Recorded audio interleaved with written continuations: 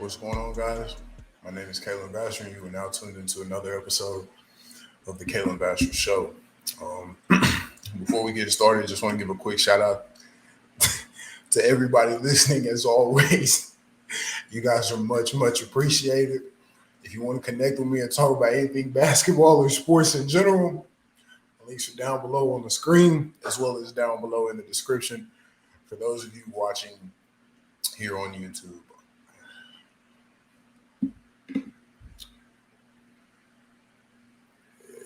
Y'all can't really see, but that's why we here. I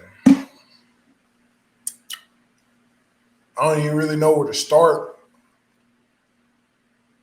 Actually, I do know where to start. I'm gonna start here with it.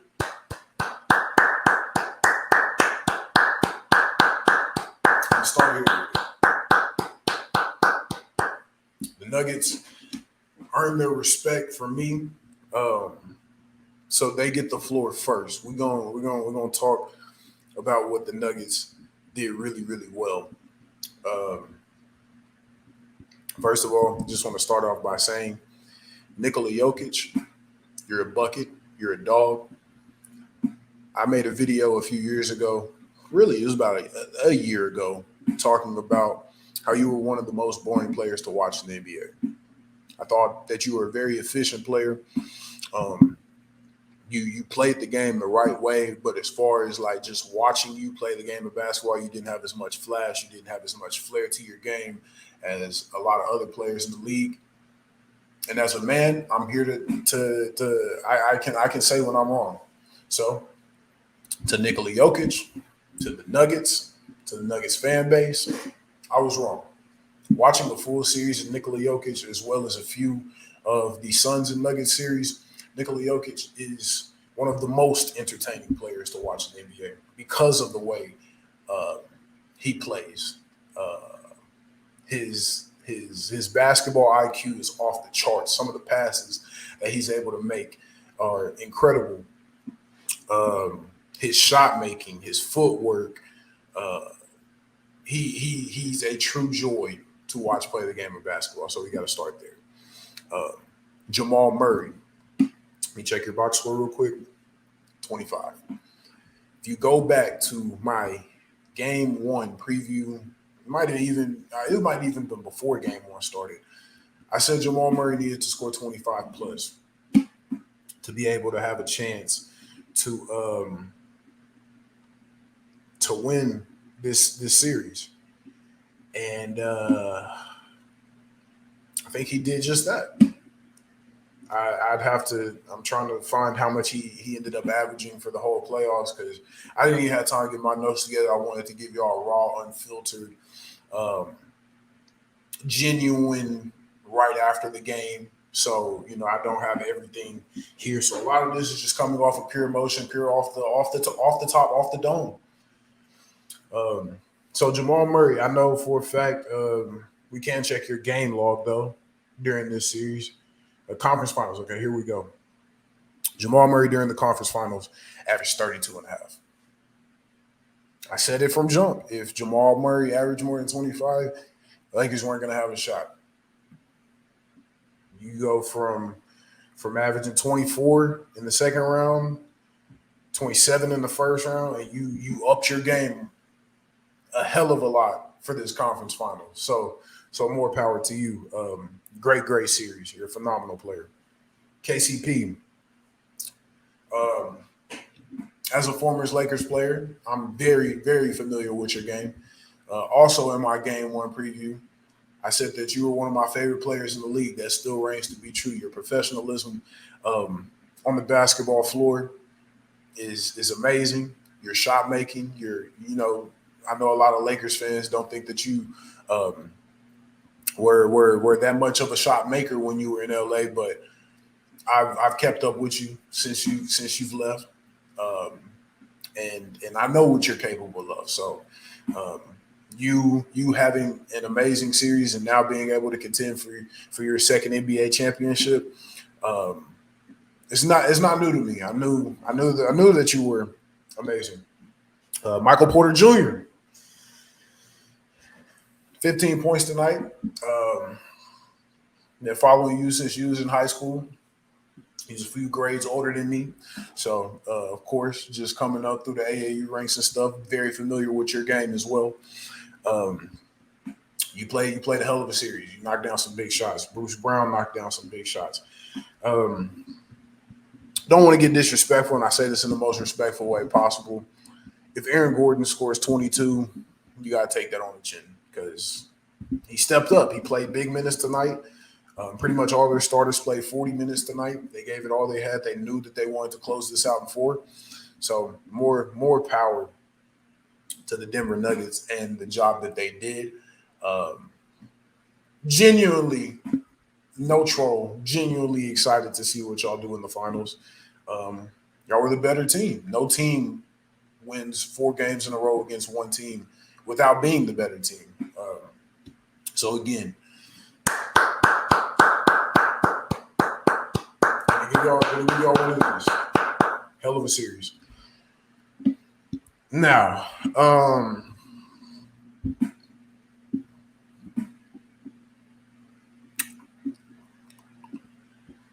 first of all, LeBron, you played 48 minutes tonight at 38 years old.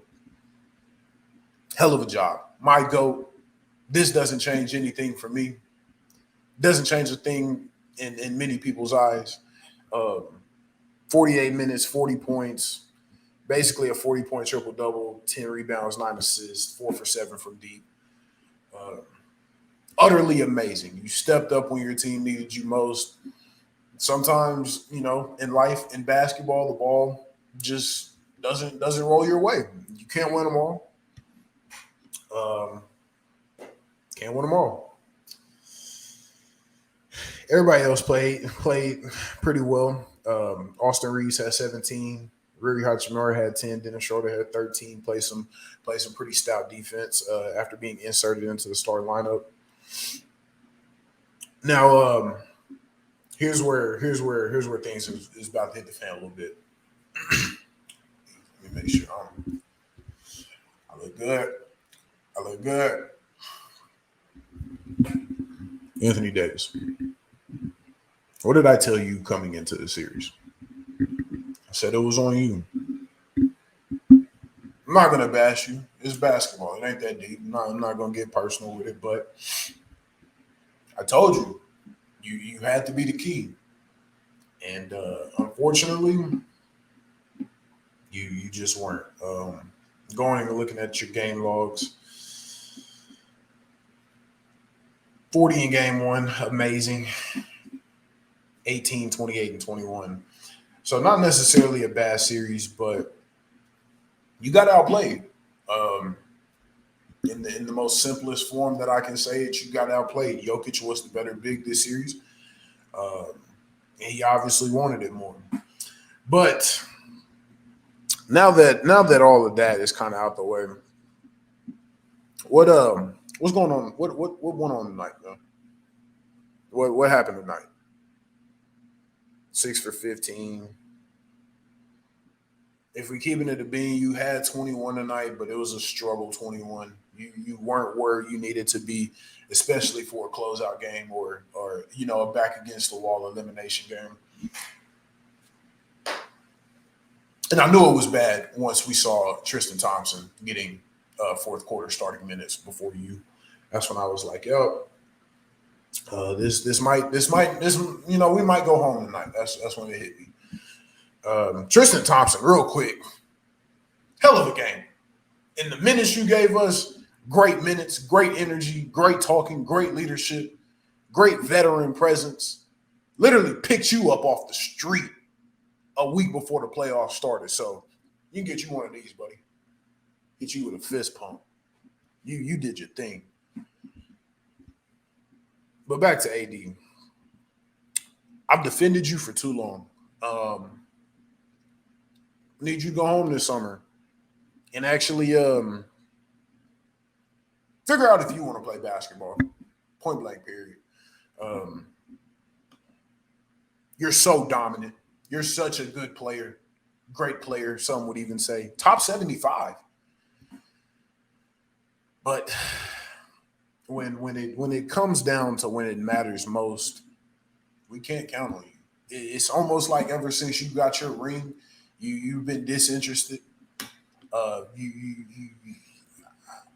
again, I don't want this to turn into a crazy think piece and disrespecting Anthony Davis, but I only say this because not only me, not only the rest of the Laker faithful, but your peers around the league, other commentators, other NBA greats like Shaq, like Chuck that we see whenever y'all have TNT games, they talk about you in such a high fashion because they know how much potential you have. And so for you to come out and have games like tonight when we need you the most, that's where it's most frustrating. That's where it's most disappointing. Um, Again, you're still a great player. You're still one of the best players in the NBA. You don't need me to tell you that. You don't need anybody to tell you that. You know that for a fact. Humbly, as Jason Tatum would say. But damn, man. This one hurts because I felt like this definitely could have been one that we could have pulled out, especially after the big first half that the Lakers had. Braun was cooking. Only had 9 points in the second half, but again, I don't want to keep bringing age into it, but he's 38. He shouldn't have to carry his team, uh, especially in year 20. And what really is kind of getting my spirits down, why I don't have as much energy, um, just the fact that we don't have many years left of LeBron. So when he's losing series that are more than capable of being wins, because besides for the game three, all of these games were pretty close. They were all pretty winnable for the Lakers. So, just as a LeBron fan, as someone who doesn't as someone who doesn't take LeBron for granted and what he's done for not only uh, this season or his career, but what he's done for the entire sport of basketball as a whole. Um, it's just a little gut wrenching to know that we could possibly only have 1 to 2 more years of seeing LeBron. Obviously, still playing at a high level, but he's nearing 40, guys. He's not going to play forever. I know it sometimes gets like that, but LeBron legitimately, we might have a full year of LeBron next year. And then the year Bronny comes into the league, if he does one and done, and that's it. So possibly 2 more years max of LeBron. 40-year-old LeBron is about as high as I'm going. So the quest for ring number 5 for Bron comes up short. Anytime one of LeBron's teams loses, can't help it. I just get some type of way. Just that big of a fan. Can't help it. Lonnie Walker, appreciate what you did for us this year, especially in the Golden State series. D'Angelo Russell. Next question. Mo Bamba, Malik Beasley, Troy Brown Jr., Jared Vanderbilt. It's a shame that we couldn't see you guys. Y'all didn't have anything to really contribute in this series. The Lakers literally played 7 tonight, or they played 8. Excuse me, and they only had 10 bench points. So I mean, you're not gonna get much production off of that. But I will say, trying to lift my spirits a little bit more and give you guys a little bit more energy. This series was a good series. I know that that's kind of controversial, seeing as though the Lakers got swept. But this was an excellent series. I had fun watching this series. Again, I do believe the better team pulled out the victory. And yeah, man, I'm really at a loss for words. Again, most of the time when I come on here, I got stuff prepared. I got little bullet points that I want to hit. But again, I wanted to kind of give y'all knowing me being a Lakers friend, knowing me being a LeBron fan, I wanted to give y'all the raw, unfiltered emotions to what I'm gonna go through whenever this camera turns off. So, but also on a little bit of a higher note for my fellow Lakers fans out there, the team accomplished so much this year. Started the year 2-10. There was a while we didn't even know when we were going to get our first victory. So from going from 2-10 to being a middle of the road, still bottom of the conference team, to finally getting above 500 late in the year, to even getting to the 6th seed at a chance or at one point in time, and getting out of the play-in entirely, to overcoming injuries and AD having his little tweaks every now and then, LeBron having his tweaks every now and then, including one we've seen tonight, to making the play-in, winning a tough play-in game in overtime, being the road team for every single series in the playoff series, winning 2 series in 6 that they really shouldn't have won. So there's nothing, absolutely nothing to be ashamed of. At the end of the day, this is still a 7 seed. The Nuggets were the number 1 seed for a reason. They were the best team in the Western Conference all year. So, again, you got to give them credit. They proved why they were the number 1 seed. And, again, if you're the Lakers, I don't think you're hanging your hat or, you're upset at anything. You lost to the better team. Happens like that. It's basketball.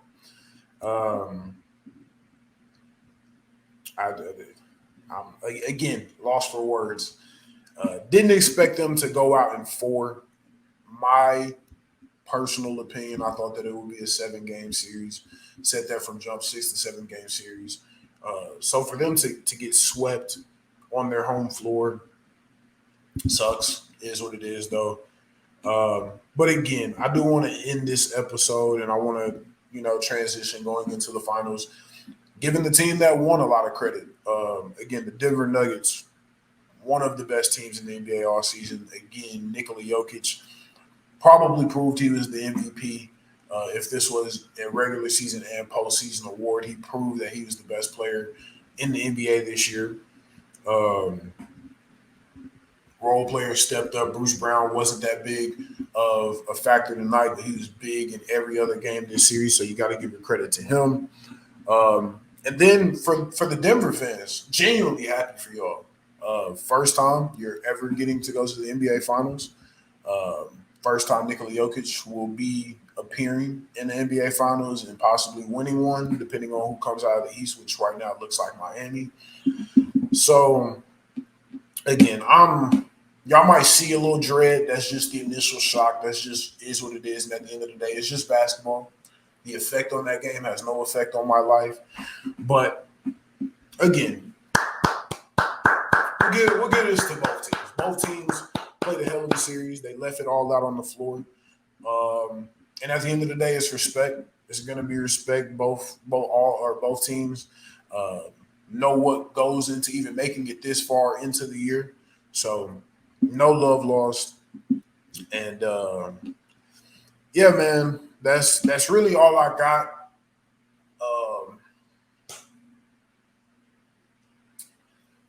I just needed somebody to talk to. That's really what this came down to.